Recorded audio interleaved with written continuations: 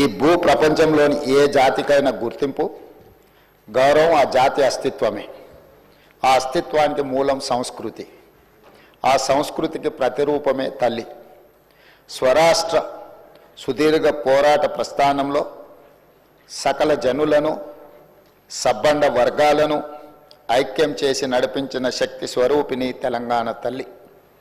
4 కోట్ల ప్రజల ఆలోచనను, ఆచరణను, కార్యాచరణలన్నింటినీ ఒక చోటకు చేర్చి తెలంగాణ జాతి భావనకు జీవం పోసిన మాతృమూర్తి తెలంగాణ తల్లి. మనల్ని నిరంతరం చైతన్యపరిచి లక్ష్య సాధన వైపు నడిపించిన గొప్ప స్ఫూర్తి తెలంగాణ తల్లి. అలాంటి తెలంగాణ తల్లి స్వరూపంపై పలు రూపాలు ఇప్పటికే జనబాహుల్యంలో ఉన్నాయి. వాటిలో దేనికి ఇప్పటి వరకు అధికారిక గుర్తింపు లేదు. అధికారికంగా మనం గౌరవించుకోలేదు. తెలంగాణ నేల స్వేచ్ఛ కోసం పిడికిళ్ళు బిగించిన ఉత్తేజపు జ్వాల, సకల జనులు ఒక్కటై గర్జించిన ఉద్వేగపు మాల. అటువంటి అనేక ప్రజా పోరాటాలకు ఊపిరి పోసిన మాతృమూర్తిని గౌరవించుకునే లక్ష్యంతో నేడు ప్రజాప్రభుత్వం తెలంగాణ తల్లిని రూపకల్పన చేసిన రాష్ట్ర సచివాలయ ప్రాంగణంలో ఆవిష్కరణ చేసే ఉత్సవానికి శ్రీకారం చుట్టింది. తెలంగాణ తల్లి అంటే ఒక భావన మాత్రమే కాదు, 4 కోట్ల బిడ్డల భావోద్వేగం. ఆ భావోద్వేగానికి నిండైన రూపం మన తెలంగాణ తల్లి. ప్రజల మనోపలకాలపై నిలిచిన తెలంగాణ తల్లి రూపాన్ని నేడు సచివాలయం సాక్షిగా ఆవిష్కరించేందుకు ప్రజాప్రభుత్వం సిద్ధమైందని ఈ పవిత్ర సభ సాక్షిగా మీ అందరికీ తెలియజేయడానికి సంతోషిస్తున్నాను. తెలంగాణ తల్లి రూపకల్పనలో మన సాంప్రదాయాలు, సంస్కృతులు, చారిత్రక నేపథ్యాలను పరిగణలోకి తీసుకొని ఒక నిండైన రూపాన్ని తీర్చిదిద్దడం జరిగింది. మన సంస్కృతికి అద్దం పడుతూ ప్రశాంత వదనంతో, సాంప్రదాయ కట్టుబొట్టుతో, మెడకు కంటే గుండు పూసల హారంతో, చెవులకు బొట్ట కమ్మలతో, ముక్కు పుడకతో, బంగారు అంచు కలిగిన ఆకుపచ్చ చీరలో, చేతికి గాజులు, కాళ్లకు కడియాలు మెట్టలతో, చాకలి ఐలమ్మ, సమ్మక్క సారలమ్మ పోరాట స్ఫూర్తితో, ఎంతో హుందాతో కూడిన ఆహార్యంతో మన తెలంగాణ తల్లి రూపొందించబడినది.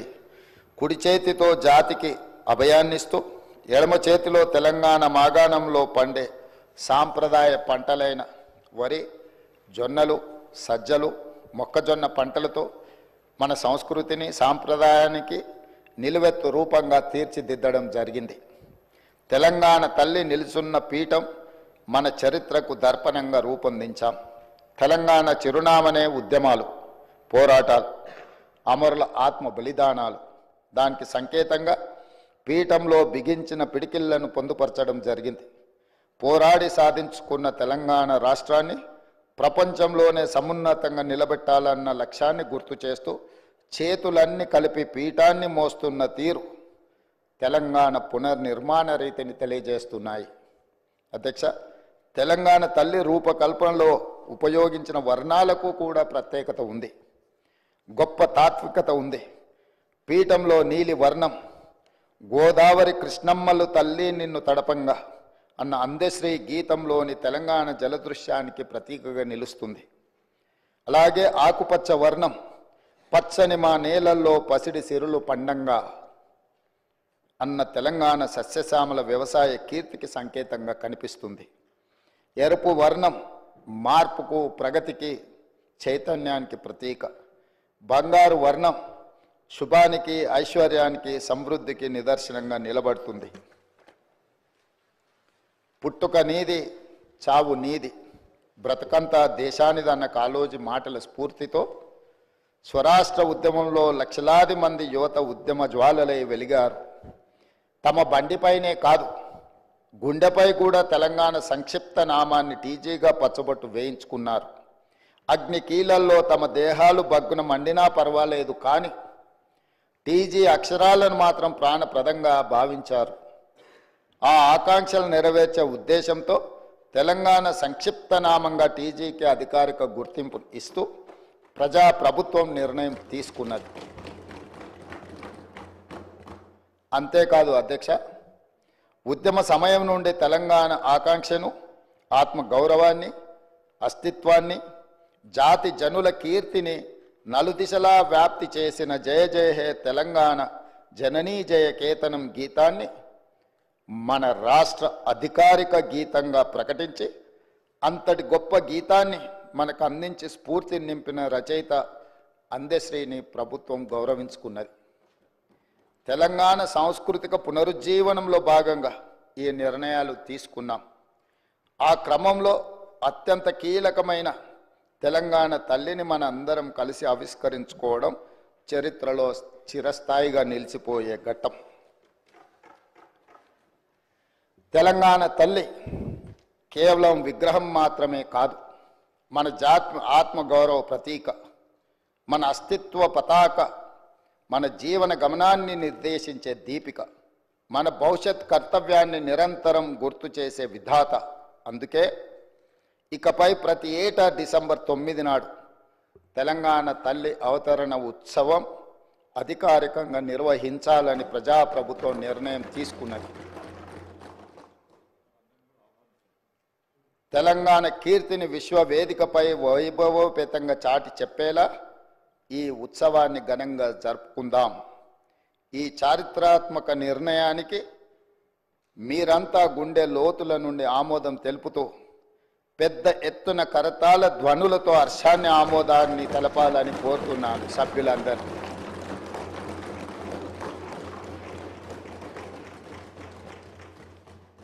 అధ్యక్ష, ఇంతకుముందు ప్రస్తావించినట్టుగా 6 దశాబ్దాల ఆకాంక్ష, ఎన్నో సందర్భాలలో ఈ తెలంగాణ సమాజం శక్తినంతా కూడదీసుకొని అమరులైనా పర్వాలేదు ఈ తెలంగాణ రాష్ట్రాన్ని సాధించుకోవాలని 6 దశాబ్దాలు వీరోచితంగా పోరాటాలు చేసింది. ఆ పోరాటాలలో ఉస్మానియా కాకతీయ యూనివర్సిటీలు ఒక ప్రత్యేకమైన భూమికను పోషించినాయి. ఉన్నత విద్యలు చదవాలని, తద్వారా తమ కుటుంబము, ఆ పిల్లల యొక్క బంగారు భవిష్యత్తు ఉండాలని తండాలలో, గూడాలలో, మారుమూల పల్లెల్లో పేదలు, అత్యంత నిరుపేదలైన బహుజనులు వాళ్ళ పిల్లల్ని ఉస్మానియా కాకతీయ యూనివర్సిటీలకు పంపించడం జరిగింది. కానీ సామాజిక బాధ్యతతో సమాజాన్ని పట్టి పీడిస్తున్న సమస్యల్ని పరిష్కరించుకోవాలంటే విద్య ఒక్కటే కాదు, పోరాటం కూడా చెయ్యాలి. ఈ 4 కోట్ల తెలంగాణ ప్రజల పక్షాన మేము నిలబడాలి అనే ఒక సామాజిక బాధ్యతతోని లక్షలాది మంది విద్యార్థులు ఉద్యమ బాట పట్టినారు అధ్యక్ష. వారి స్ఫూర్తితో 6 దశాబ్దాలు, తొలి దశ తెలంగాణ ఉద్యమం కావచ్చు, మలి దశ 1996 తెలంగాణ జనసమితి ఆధ్వర్యంలో జరిగిన మలి ఉద్యమం కావచ్చు, రకరకాల రూపాలలో తెలంగాణ ప్రజలు సందర్భము, సమయము వచ్చినప్పుడల్లా ప్రత్యేక రాష్ట్ర ఆకాంక్షను వెల్లువెత్తుతూనే చూపించింది అధ్యక్ష.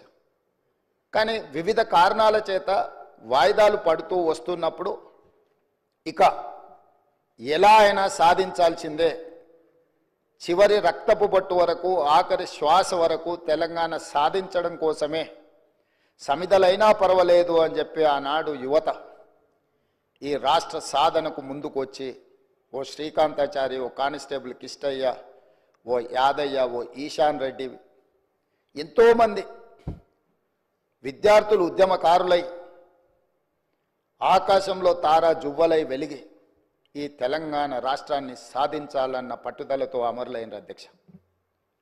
శ్రీమతి సోనియా గాంధీ గారు ఒక తల్లిగా బిడ్డ లేదా కుటుంబ సభ్యులు, వారి అత్తగారు శ్రీమతి ఇందిరాగాంధీ గారు కావచ్చు, ఆనాటి ప్రధానమంత్రి శ్రీ రాజీవ్ గాంధీ గారు కావచ్చు, కళ్ళ ముందనే నేల కొరిగి ఈ దేశం కోసం ప్రాణాలు అర్పించినప్పుడు ప్రత్యక్షంగా బాధ ఏందో చవిచూసిన మాతృమూర్తిగా శ్రీమతి సోనియా గాంధీ గారు రాజకీయ ప్రయోజనాలు, రాజకీయ ఆలోచనలు పక్కన పెట్టి ఏది ఏమైనా సరే ఇచ్చిన మాట నిలబెట్టుకోవాలి, తెలంగాణ ప్రజల యొక్క ఆకాంక్ష నెరవేర్చాలని ఒక ఉదాత్తమైన నిర్ణయం తీసుకొని వారు ముందుకు వచ్చి మొట్టమొదటిసారి డిసెంబర్ 9, 2009 నాడు కేంద్ర ప్రభుత్వం తెలంగాణ రాష్ట్ర ఏర్పాటు ప్రక్రియను ప్రారంభిస్తున్నామని ప్రకటించడం జరిగింది.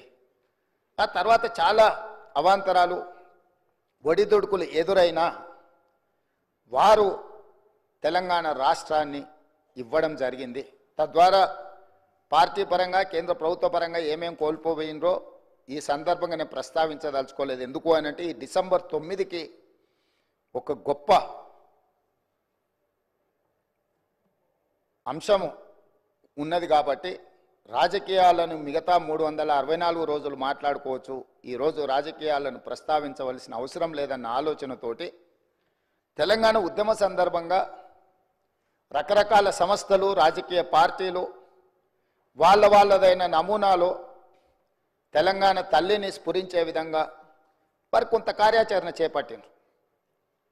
ఏవి కూడా అధికారికంగా ఈనాటి వరకు ఉమ్మడి రాష్ట్రంలో కానీ ఏర్పడ్డ ప్రత్యేక తెలంగాణ రాష్ట్రంలో 10 సంవత్సరాలు గత ప్రభుత్వం కానీ టీజీ విషయంలో కానీ తెలంగాణ రాష్ట్ర గీతం విషయంలో కానీ తెలంగాణ తల్లి ప్రతిరూపాన్ని సృష్టించడం ద్వారా తెలంగాణ ప్రజల యొక్క ఆకాంక్షను నెరవేర్చాలని ఆలోచన చేయలేదు అధ్యక్ష.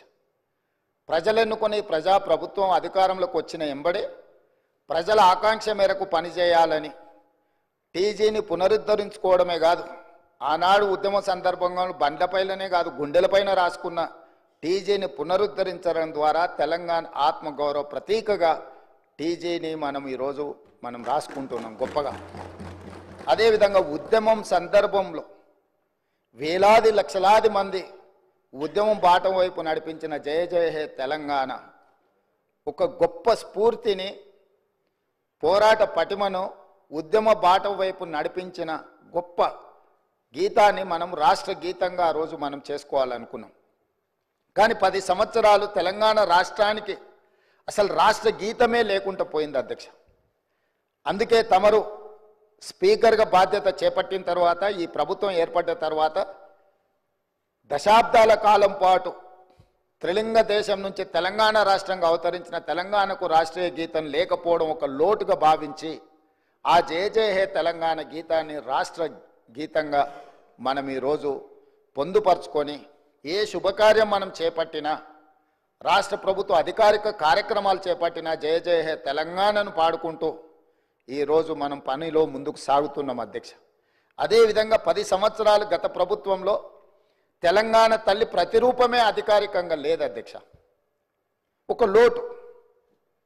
ఈరోజు మన ప్రతీక, మన భావన, మన ఆలోచన, మన ఆత్మగౌరవం, మన అస్తిత్వం ఉట్టిపడే విధంగా చాలామంది తెలంగాణ ఉద్యమంలో పాల్గొన్న ఉద్యమకారులనే కాకుండా కవులను, కళాకారులను, తెలంగాణ సంస్కృతి పట్ల అంకిత భావంతో పనిచేసిన వాళ్ళందరితో చర్చించి చర్చలో 2 అంశాలు ప్రస్తావనకు వచ్చినాయి అధ్యక్ష. ఒక అంశం తెలంగాణ దేవత, రెండవ అంశం తెలంగాణ తల్లి. తెలంగాణ మూర్తి దేవతలాగా వజ్ర వైదూర్యాలతో, కిరీటాలతో, భుజకీర్తులతో ఉండాలా, లేకపోతే తెలంగాణ తల్లి మన తల్లిలాగా మన ఇంట్లో మన అమ్మను చూసుకుంటే మనకి ఏ విధంగా అయితే సంతృప్తినిస్తుందో, ఒక అమ్మ మనల్ని ఎంత ప్రేమగా గుండెల్లో పెట్టుకొని చూసుకుంటుందో అట్లా ఉండాలని ప్రస్తావన వచ్చినప్పుడు మేధావులు, ఉద్యమకారులు, కవులు, కళాకారులు మనం తెలంగాణ తల్లి అనే భావనతోనే ఉద్యమ బాట పట్టినాం. మనకు తల్లి కావాలి, దేవత గుడిలో ఉంటుంది, తల్లి మన ఇంట్లో ఉంటుంది, తల్లి ఒళ్ళో మనం పెరుగుతాము కాబట్టి మనం తల్లి ప్రతిరూపమే పెట్టుకోవాలని చెప్పి వాళ్ళందరూ సూచన చేసి ఈరోజు ప్రతి ఇంట్లో కన్న తల్లిని చూసే విధంగా ఈరోజు తెలంగాణ తల్లిని చూసిన తెలంగాణ సమాజంలో ఎవరైనా, అది తమరు కావచ్చు అధ్యక్ష, నేను కావచ్చు, లేదా మా శాసనసభ్యులు ఎవరైనా, ఈరోజు సభలో ఉన్న ఏ సభ్యుడికైనా తెలంగాణ తల్లిని చూస్తే సొంత మాతృమూర్తిని చూసిన ఒక గొప్ప అనుభూతితో తెలంగాణ సంస్కృతి, సాంప్రదాయాలు, అస్తిత్వం, బహుజనుల తెలంగాణ తల్లిని ఈరోజు మనం ప్రతిష్ఠించుకుంటున్నాం అధ్యక్ష. ఇంత గొప్ప నిర్ణయం తీసుకున్నప్పుడు డిసెంబర్ 9 ఎలాంటి వివాదాలు రాజకీయాలకు తావు లేకుండా తెలంగాణ సమాజం అంతా, రాజకీయ పార్టీలు కావచ్చు, ప్రజాప్రతినిధులు కావచ్చు, అదేవిధంగా రైతు కూలీ సంఘాలు కావచ్చు, లేకపోతే తెలంగాణ సమాజంలో వివిధ సామాజిక వర్గాలకు ప్రాతినిధ్యం